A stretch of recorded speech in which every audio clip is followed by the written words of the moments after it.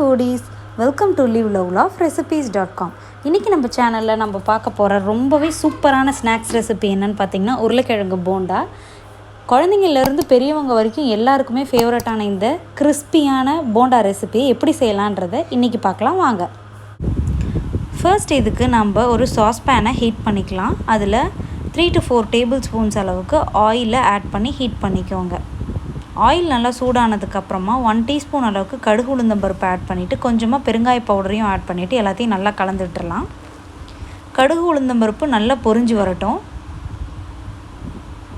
இப்போது இதில் நம்ம வேக வச்சு தோல் உரித்து மசிச்சு வச்சுருக்கிற உருளைக்கிழங்கை ஆட் பண்ணிக்கலாம். கொஞ்சம் கூட தண்ணியே இல்லாத அளவுக்கு நீங்கள் உருளைக்கிழங்கை வேக வச்சு எடுத்துக்கணும். இது பார்த்திங்கன்னா இஞ்சி பூண்டு பச்சை மிளகாவோட விழுது. ஆக்சுவலி இஞ்சி பூண்டு பச்சை மிளகாவோட விழுதை தனியாக நீங்கள் ஃபஸ்ட்டே போட்டு நல்லா சாட்டே பண்ணிவிட்டு அதோட ரா ஸ்மெல் போனதுக்கப்புறமா உருளைக்கிழங்கு ஆட் பண்ணுறது தான் பெஸ்ட்டு வே. நான் மறந்துட்டேன், அதனால் பின்னாடி ஆட் பண்ணிக்கிட்டேன். இப்போ எல்லாம் நல்லா கலந்து விட்டதுக்கப்புறமா கொஞ்சமாக உப்பு ஆட் பண்ணி எல்லாத்தையும் நல்லா சாட்டே பண்ணிக்கலாம். இப்போது 1/4 டீஸ்பூன் அளவுக்கு மஞ்சள் தூள், 1 டீஸ்பூன் அளவுக்கு காஷ்மீரி ரெட் சில்லி பவுடர், ஒரு 1/2 டீஸ்பூன் அளவுக்கு கொத்தமல்லி தூள், சும்மா ஜஸ்ட் ஒரு 2 பிஞ்ச் அளவுக்கு மட்டும் நீங்கள் கியூமின் பவுடர் ஆட் பண்ணிக்கோங்க. அதுக்கப்புறமா 1/2 டீஸ்பூன் அளவுக்கு சாட் மசாலா பவுடர் அல்லது ட்ரை மேங்கோ பவுடரை ஆட் பண்ணிவிட்டு எல்லாத்தையும் நல்லா கலந்து விட்டுறலாம். இதில் இந்த சாட் மசாலாவோ ட்ரை மேங்கோ பவுடரோ ஆட் பண்ணுறதுனால நம்மளுக்கு நல்ல அந்த சட்பட்டா ஃபீலிங் இருக்கும். அதனால் கண்டிப்பாக அதை ஆட் பண்ணுங்கள், கண்டிப்பாக மிஸ் பண்ணிடாதீங்க. இப்போ எல்லாத்தையும் நல்லா கலந்துடலாம். இந்த ஸ்பைஸ் பவுடர்ஸ்லேருந்து ரா ஸ்மெல் எல்லாம் போய் எல்லாம் ஒன்றா பைண்ட் ஆகி வரணும். அதனால் இதை எல்லாம் நல்லா லேடில் வச்சே மேஷ் பண்ணி விட்டு நல்லா சாட்டே பண்ணிக்கோங்க.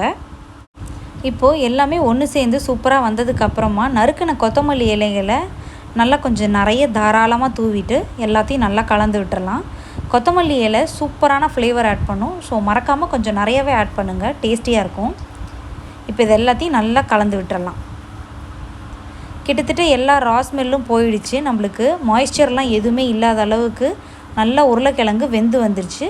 இப்போது எல்லாமே ரெடி ஆனதுக்கப்புறமா ஃபைனல் ஸ்டேஜில் இதில் நம்ம ஒரு 3 to 4 ட்ராப்ஸ் அளவுக்கு லெமன் ஜூஸை விடணும். ரொம்ப அதிகமாக விட்டுறாமல் பார்த்துக்கோங்க. ஒரு 3 to 4 ட்ராப்ஸே மேக்ஸிமம் போதுமானதாக இருக்கும். லெமன் ட்ராப்ஸையும் ஆட் பண்ணிவிட்டு நல்லா இது எல்லாத்தையும் கலந்து கொடுத்துருங்க. கலந்து கொடுத்துட்டு இதை நம்ம இறக்கி ஆற வச்சிடலாம். இது ஒரு ஃபியூ மினிட்ஸ் நல்லா ஆறுனதுக்கப்புறமா இதை ஒரு பிளேட்டுக்கு மாற்றிக்கலாம். இப்போது இந்த மாதிரி ஒரு பிளேட்டுக்கு ட்ரான்ஸ்ஃபர் பண்ணிவிட்டு உங்கள் கையாலேயே நல்லா மசிச்சு விட்டுருங்க. எங்கேயாவது குண்டு குண்டாக உருளைக்கிழங்கு இருந்தது அப்படின்னா எல்லாத்தையும் நல்லா மசிச்சு விட்டு ரெடி பண்ணி வச்சுக்கோங்க. இப்போது இந்த ரெடியான உருளைக்கிழங்கை நீங்கள் உருண்டைகள் பிடிக்க வேண்டிதான். ரொம்ப பெருசாகவும் இல்லாமல் ரொம்ப சின்னதாகவும் இல்லாமல் மீடியம் சைஸ் உருண்டைகளாக பிடிச்சிக்கோங்க. இன்றைக்கி நான் பார்த்திங்கன்னா ஒரு 3 மீடியம் சைஸ் உருளைக்கிழங்கு எடுத்து வேக வச்சுருந்தேன். அதில் எனக்கு 7 to 8 உருண்டைகள் கிடச்சிது.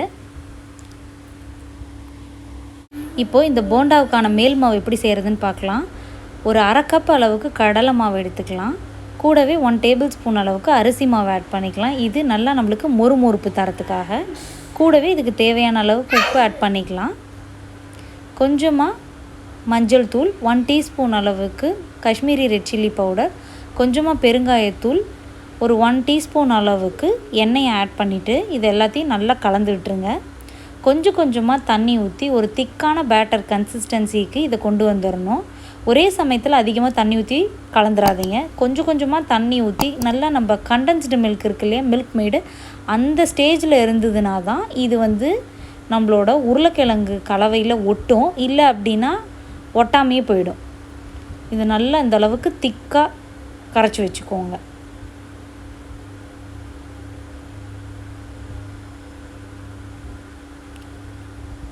இப்போ இந்த பேட்டர் ஓரளவுக்கு திக்காக ஆனதுக்கப்புறமா இதை எடுத்து வச்சிடலாம்.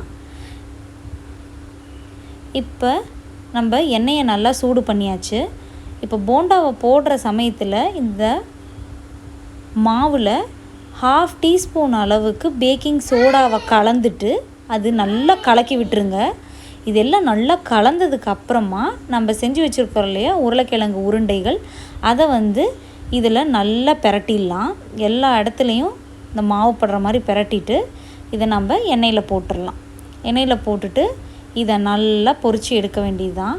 பொன்னிறம் ஆற வரைக்கும் 2 பக்கமும் திருப்பி போட்டு பொறுமையாக சுட்டுடுங்க. கண்டிப்பாக லோ மீடியம் ஃப்ளேமில் தான் வச்சு சுடணும், இல்லைன்னா வந்து கருகுன மாதிரியே ஆகிடும். நல்ல கலர் சேஞ்ச் ஆகி முறுமுறுன்னு வந்ததுக்கப்புறமா இந்த மாதிரி வெளியில் எடுத்து நம்ம சர்வ் பண்ணிடலாம். இது அப்படியே சாப்பிட்றதுக்கு சாஸோடு ரொம்ப சூப்பராக இருக்கும். சாஸ் இல்லாமலும் சாப்பிடலாம். இந்த ரெசிபி செய்யும்போது உங்கள்கிட்ட பாவ் பன்ஸ் இருந்தது அப்படின்னா கண்டிப்பாக இதை வடா பாவாக செஞ்சு பாருங்கள். டேஸ்ட் இன்னும் வேறு லெவலில் இருக்கும். கண்டிப்பாக இந்த ரெசிபி நீங்களும் ட்ரை பண்ணி பார்த்துட்டு எப்படி வந்ததுன்றதை கமெண்ட்ஸில் சொல்லுங்கள். இந்த ரெசிபி உங்களுக்கு பிடிச்சிருந்ததுன்னா மறக்காமல் நம்ம சேனலை சப்ஸ்கிரைப் பண்ணுங்கள். தேங்க்ஸ் ஃபார் வாட்சிங்.